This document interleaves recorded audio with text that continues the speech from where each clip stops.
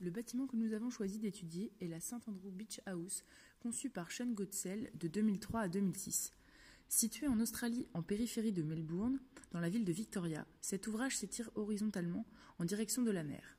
Cet endroit est l'un des seuls en Australie où les constructions sont permises en bord de mer.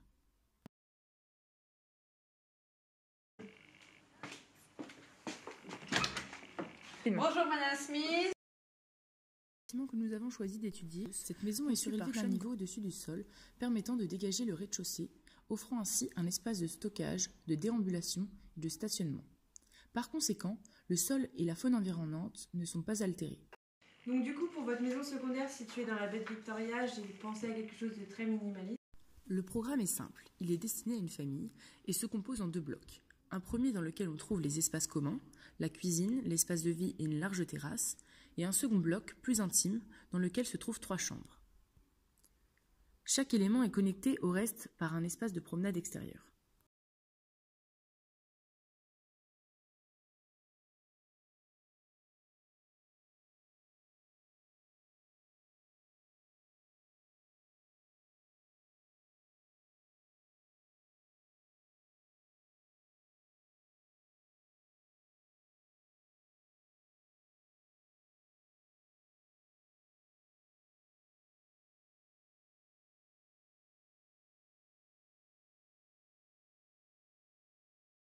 La maison est enveloppée d'une peau d'acier corten perforée, conçue pour protéger le corps du bâtiment, quelle qu'en soit l'orientation. Elle laisse ainsi apparaître la structure, composée essentiellement d'acier. Cette région étant soumise à de fortes chaleurs, l'architecte a fait le choix de l'acier, matériau incombustible. Cette surélévation offre à la maison une vue sur l'océan, mais l'expose également au vent violent l'hiver. Pour aller d'un élément à l'autre, les usagers doivent passer par l'extérieur, puis à nouveau à l'intérieur, s'exposant ainsi aux rayons filtrés du soleil et à la froideur des vents d'hiver. Cette maison, sur la volonté du client, se destine plus à être une maison de vacances, une propriété secondaire. Et comment ça tient? Eh bien justement,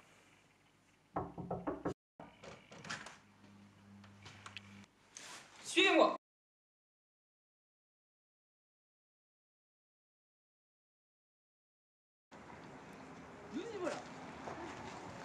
Au niveau de la structure, on a pensé à une couverture métallique, comme vous pouvez voir le schéma ci-dessous.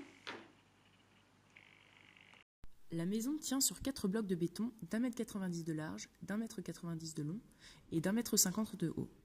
Ces 4 blocs sont enfouis à 40 cm dans le sol. Se trouvant sous un pilier, on peut parler de plot de fondation ou de semelle isolée. On a ici affaire à des fondations superficielles. Au-dessus de ces fondations se trouvent des poteaux d'acier carrés de 40 cm par 40 cm et de 6 mètres de hauteur. Ils soutiennent à la fois la dalle, la dépassent et vont aller maintenir le toit de la maison. La dalle se trouve à 2,40 m au-dessus du sol. Elle est composée d'une première couche inférieure d'acier oxydé industriel. On trouve 2 poutres longitudinales reposant chacune sur les 2 poteaux. En transversale viennent s'insérer des poutrelles tous les 3,50 m. Ces poutrelles sont reliées aux poteaux du premier étage. À la jonction entre les deux se trouve un plancher de bois. Au-dessus de la dalle, on retrouve les poteaux d'acier venant supporter la dalle toiture. Ils sont reliés à de nouvelles poutrelles se trouvant dans le toit. Pour assurer la stabilité de l'ouvrage, il est nécessaire de le contreventer. C'est d'ailleurs une technique que l'on utilise très souvent dans les structures en charpente métallique. Entre chacun de ces poteaux se trouvent des éléments de contreventement verticaux destinés à transmettre les efforts horizontaux dans les fondations, ici le vent. La toiture est composée de bas en haut d'une couche d'acier, des poutrelles, de l'isolation, terminée par une double paroi en fibre de verre. On trouve ensuite la peau d'acier corten, portée par des tiges d'acier léger, fixées par des joints de silicone, qui vient recouvrir l'ensemble de la structure du premier niveau. Au niveau de la descente de charge, le poids propre de l'édifice se trouve équilibré. Les charges descendent des poutrelles de la toiture vers les poteaux du premier étage, où elles rejoignent les charges des poutrelles du plancher. Celles-ci sont alors toutes redirigées vers l'un des 4 grands poteaux descendant jusqu'aux fondations. Au niveau du comportement des poutres, celles de la toiture se trouvent soumises à la traction, tandis que celles du plancher sont prises dans des efforts de flexion. Les grands poteaux se trouvent quant à eux soumis à des efforts de compression jusqu'aux fondations.